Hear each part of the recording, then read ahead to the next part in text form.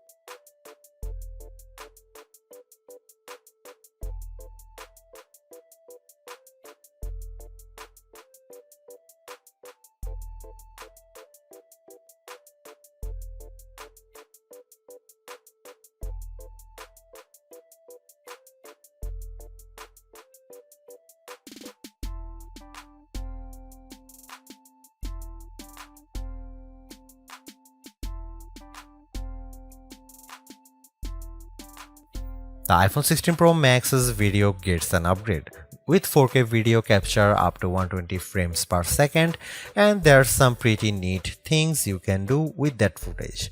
Using the playback speed controls, I could slow down a ping pong match to 50%, 25% or 20%, and the footage still looked sharp. Apple Intelligence is Apple's version of AI that's designed to be more secure and helpful than what Samsung and Google offer. But right now, Apple Intelligence is more of a tease since it's in developer beta right now and it won't launch for the rest of us until October. Even then, certain features won't be available such as visual intelligence and ChatGPT integration. So what will you be able to do with the Apple Intelligence starting in October? It starts with a new Siri. The assistant has been revamped, starting with a redesigned that makes the whole outside of the display glow when summoned. And you can type to Siri. Now you are in a situation where you don't want to use your voice. Siri is definitely more forgiving of screws up, as you can correct yourself on the fly and it will still get your command right. I started a timer and changed the time mid-sentence without a problem. You can also ask follow-up questions and Siri will get for the context. Apple Intelligence also delivers a wide range of writing tools. You can have the iPhone 16 Pro proofread your copy for grammar and word choice, or get help rewriting if you want to go for, say, a more professional tone. For example, I put together a mock email demanding a raise and I got something back that is much more appropriate. You can also have Apple Intelligence summarize long passages of text as I did with a few notes. I wish you didn't have to select all text first, but I did get a fairly good summary of the key points for my short list of this video. Don't want to look up how-to articles? Siri leverages large language models and Apple support info to give you step-by-step instructions on how to do lots of stuffs on your iPhone, from making screen recordings to scheduling a text. This is a game changer for kids who play the IT person for their parents like me. If you are looking for an Apple Intelligence feature that tugs at the heartstrings, try making a memory movie. Just enter a key phrase as you prompt and specify the mood, and you will see the iPhone 16 Pro Max create a movie out of thin air complete with music. Clean up in the Photos app, a way overdue feature compared to what you will find on the Pixel and Galaxy, but it is still nice to have. You can remove unwanted objects or people in the frame with just a tap. The cleanup feature worked fairly well when I tried to remove a person from a selfie, but you will get the best results if the background isn't too complicated. The iPhone 16 Pro Max features 8GB of RAM and Apple's new A18 Pro chip built on 2nd generation 3nm tech, which blows away the Android competition in CPU performance through not graphics. I was sucked in by the Infinity Nikki game, which was in beta during testing. The open world puzzler has console-like visuals, complete with realistic looking rippling water and smooth animation as you use a special floating dress to jump from one platform to another.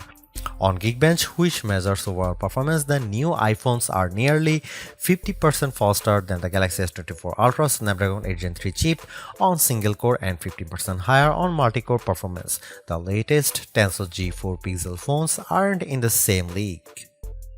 The iPhone 16 Pro Max was also twice as fast than the S24 Ultra in our video editing testing using Adobe Premiere Rush, where we time how long it takes to transport a 4K clip to 1080p. The new Pro phones also shave off a few seconds versus the iPhone 15 Pro's time. So what about graphics? The iPhone 16 Pro Max packs a 6-core GPU compared to 5 cores for the regular iPhone 16 series, and Apple claims that it's up to 20% faster than the iPhone 15 Pro's A70 chip. On the 3D Mark Solar Bay graphics test, which has support for ray tracing, the iPhone 16 Pro was 22% faster than the iPhone 15 Pro. However, that's still 18% behind the Galaxy S24 Ultra, which also delivered higher frame rates on the test. There is one other performance test we ran to see if Apple's claims of better sustained performance are legit. The iPhone 16 Pro Max features a new internal design with a graphite-clad aluminum substructure that's supposed to result in 20% better sustained performance. Interestingly, the iPhone 16 Pro Max turned in a very strong so-called stability score of 84% on our 3D Mark Wildlife stress test, which is better than the 75% from the iPhone 15 Pro Max, but the iPhone 16 Pro hit only 66%. It hit a higher overall loop score but had bigger drop-off. The Galaxy S24 Ultra's score was even worse at 60.4%.